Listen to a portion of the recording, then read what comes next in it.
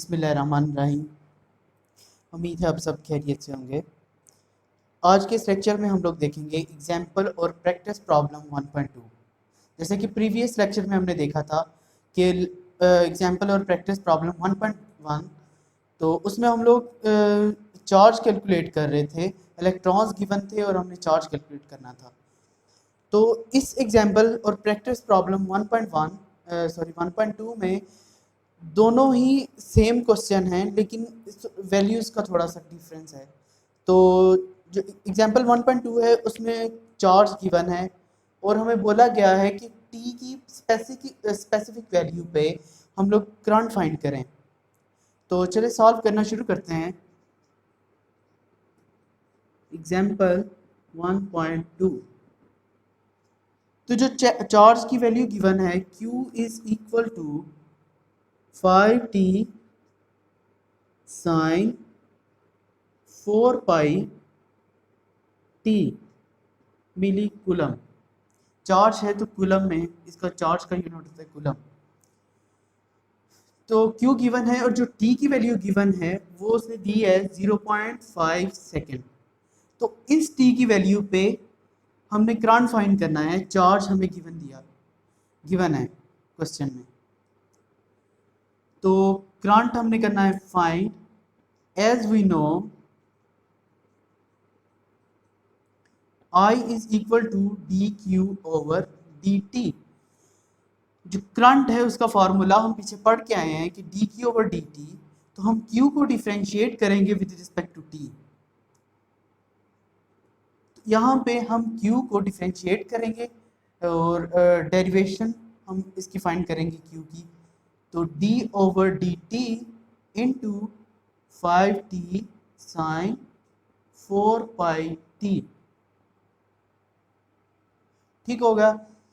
अब हम इस इक्वेशन को जैसे कि हम t से डेरिवेट कर रहे हैं, तो 5 इसमें कांस्टेंट है, 5 को हम बाहर ले लेते हैं और d over d t into t sine 4 pi t। अब क्या करना है हमने, 5 उसी तरह आ जाएगा। इसको जब डेरिवेट करेंगे तो t की यहाँ पे दो वैल्यूज हैं, साइन के अंदर भी t है और साथ t, दोनों आपस में मल्टीप्लाई हो रही हैं। तो यहाँ पे डेरिवेशन का जो रूल लगेगा वो मल्टीप्लिकेशन का रूल लगेगा। First derivative of second plus second derivative of first. तो फर्स्ट उसी तरह आ जाएगा t डॉट डेरिवेटिव, साइन का डेरिवेटिव होता है cos, तो यहाँ पे आ जाएगा cos 4 पाई t।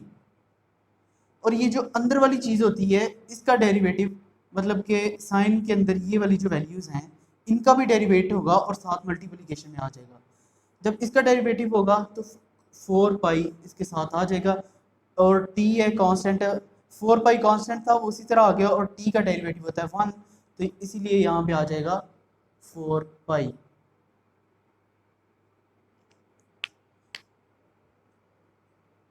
ठीक हो गया। First derivative of second plus second क्या था, साइन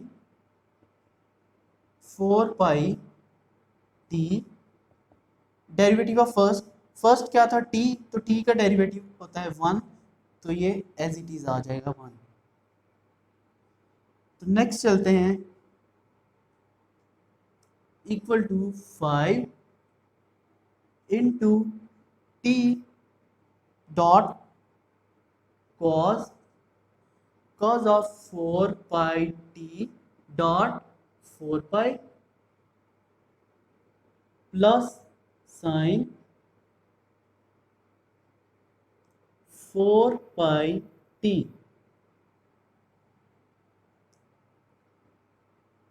5 इंटू टी, जब 4 पाई टी से मल्टीप्लाई होगा तो t 4 Pie dot cos 4 pi T plus sine 4 pi T. अब क्या करना है कि t की वैल्यू में गिवन है t इज इक्वल टू 0.5, तो जब ये वैल्यू हम इसमें t की जगह पुट करेंगे तो क्या आ जाएगा 5 इंटू टी की जगह 0.51/2 पुट करेंगे तो 2 टू द 4 2 पाई कॉस, यहाँ पे भी क्या आ जाएगा 2 पाई कॉस 2 पाई प्लस साइन 2 पाई।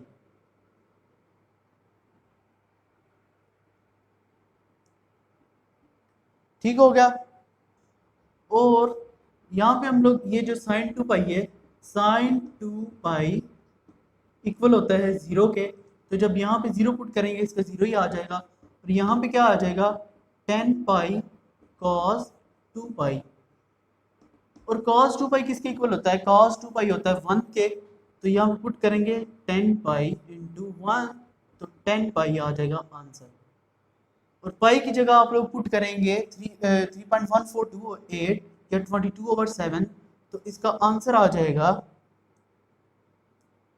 31.42 मिली एम्पेयर। करंट फाइंड कर रहे थे इसलिए एम्पेयर में होगा। आई होप सो आप लोगों को समझ आ गई होगी। अब हम लोग करेंगे प्रैक्टिस प्रॉब्लम 1.2।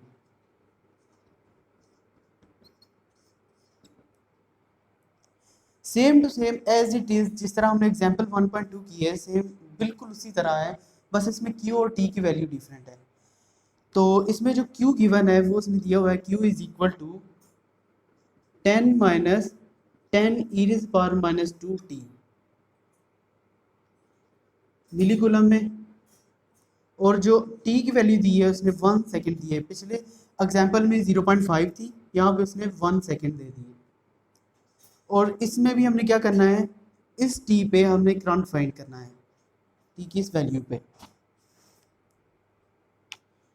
अब सेम उसी तरह सॉल्व करेंगे। As we no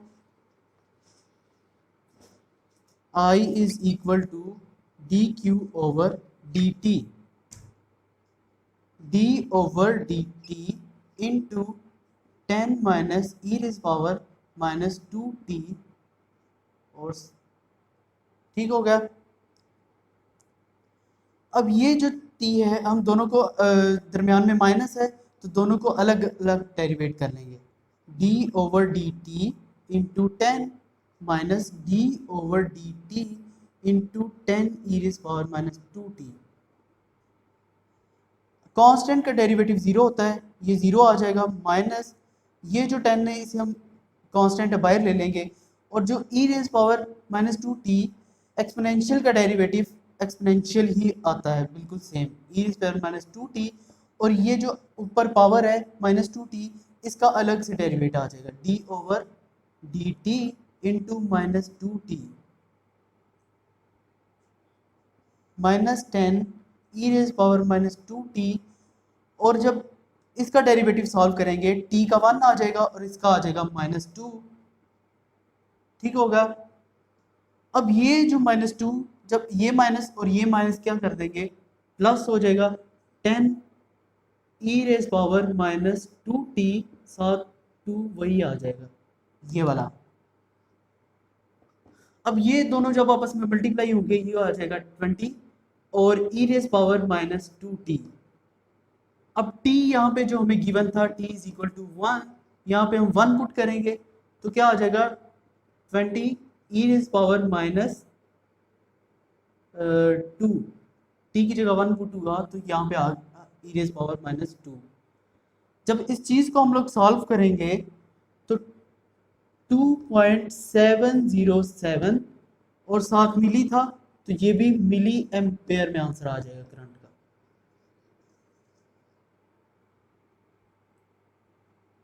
I hope so आप लोगों को क्लियर होगा। अगर ई की कैलकुलेशन आप लोगों ने देखनी है तो वो कैलकुलेटर में अगर आप एक्सपोनेंशियल लिखेंगे, और कुछ कैलकुलेटर में पावर में आ जाता है, अगर पावर में ना आए तो बिल्कुल साथ मल्टीप्लाई ई के साथ -2 लिख दें तो ई सॉल्व हो जाएगा एक्सपोनेंशियल। तो उसे 20 से मल्टीप्लाई करें तो आ जाएगा 2.707, और मिली यहाँ पे मिली में था क्वेश्चन में, तो यहाँ पे भी मिली एम्पेयर में आंसर आएगा करंट का। आई होप सो आप लोगों को समझ आ गई होगी। अगर फिर भी कोई मसला हो तो आप हमारी सोशल साइट में मुझसे पूछ सकते हैं। उसके बाद हमारे कमेंट बॉक्स, यूट्यूब के कमेंट बॉक्स में आप लोग हमसे इस बारे में क्वेश्चन कर सकते हैं, अगर आप लोग कहीं पे आप लोग को कोई कन्फ्यूजन हो तो। अपना ख्याल रखिए, अपने घर वालों का ख्याल रखिए। मिलते हैं अगली वीडियो में, और ये वीडियो अपने दोस्तों के साथ भी शेयर कर दें और हमारे यूट्यूब चैनल को सब्सक्राइब कर दें। तो मिलते हैं अगली वीडियो में, तब तक के लिए दीजिए इजाज़त। खुदा हाफिज़।